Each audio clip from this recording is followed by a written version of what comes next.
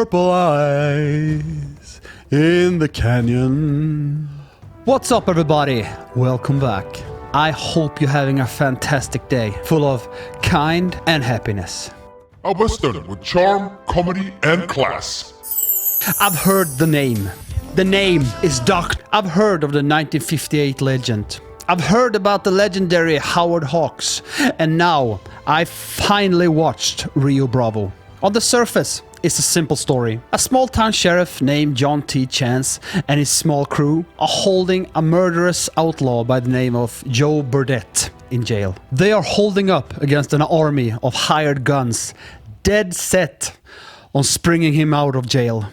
But you see, this isn't your typical Western, and that became very clear from the very beginning. The movie kicks off with a silent introduction that's nothing short of almost pure genius. In just 5 minutes, and with only 5 spoken words, the film establishes everything we need to know about the characters and the stakes. It's a masterclass in visual storytelling that immediately draws you into not only the Wild West, but the Wild Wild West and the Wild Wild West. Thank you. A ragtag team and a drunken deputy. This was my introduction to some of the biggest names in Hollywood history. John Wayne. That's right, Joe, you're under arrest. Dean Martin.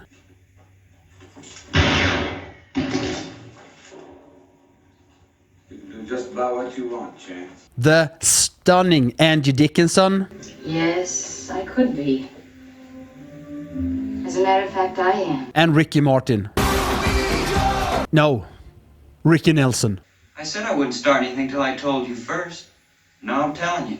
I'm gonna see if he's got it. While John Wayne plays the classic stoic lawman, the real heart of the story lies with his deputy, a character named Dude, played by Dean Martin. I have to admit, hearing the name Dude in a Western felt out of place at first, but it surprisingly worked in the end. Dude's struggle with alcoholism is a central and powerful part of the story.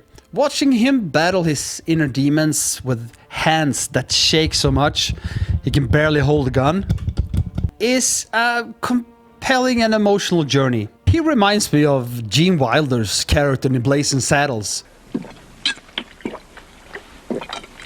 A man drink like that and he don't eat, he is going to die. When? Who also grappled with his past and still managed to be a pretty good shot when it matters the most. Then there's the legendary Angie Dickinson. There. Well, it's all over, isn't it, John T? Where'd you get those things? I wore them the last place I worked. I was completely captivated by her. She is breathtakingly beautiful, and her acting is just as captivating. Absolutely captivated. I was completely captivating. She is breathtakingly beautiful, and her acting is just as captivating. She brings an incredible amount of weight and credibility to her role, holding her own against the stoic presence of Mr. John Wayne. Her eyes are simply mesmerizing, and her performance stands out as one of the best in the entire film.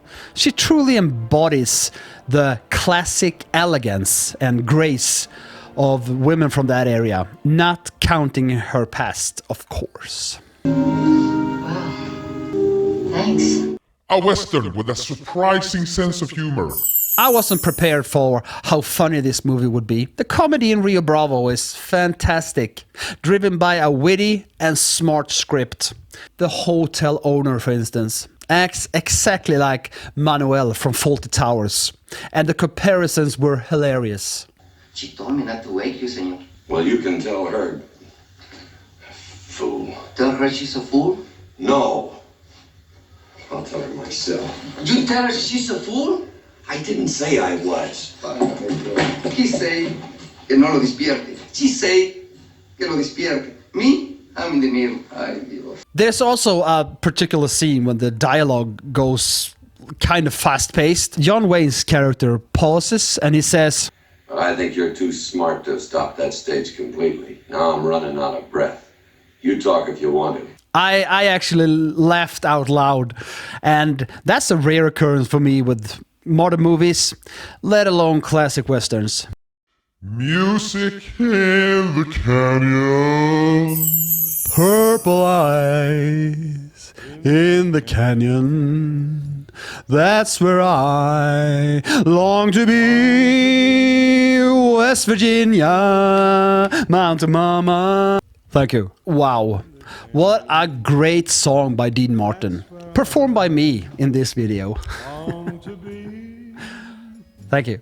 The film features some truly unexpected musical moments. Dean Martin and Ricky Nelson break out into a song, and their vocals are absolutely incredible. I was blown away by Dean Martin's performance of My Rifle, My Pony and Me. It made me realize how much I miss spontaneous musical numbers in modern movies. It adds a layer of charm that's rarely, if ever, seen today. What about the cameos? I'm glad you asked. I can't remember any of the actors in anything that I've seen before. So we're just gonna move on and hope for the best in the next movie, okay? This is my final thoughts. Rio Bravo is more of a character study than an action-packed western. Now don't get me wrong, there's gunfights.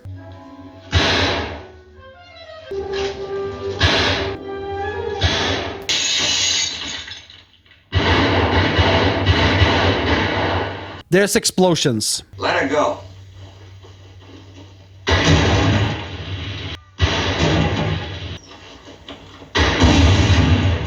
And unlike modern films that would be filled with non-stop shootouts, yes, I'm looking at you, Magnificent Seven. This one focuses more on the relationships and the dialogue, which makes it feel more genuine and grounded. The final gunfight, however, felt a little bit too calm and slapsticky, which unfortunately took away some of the tension that I feel that the movie needed to be an 8 out of 10. If I would have watched this movie when I was 10, 15 years old, it would probably be one of my favorite movies ever made.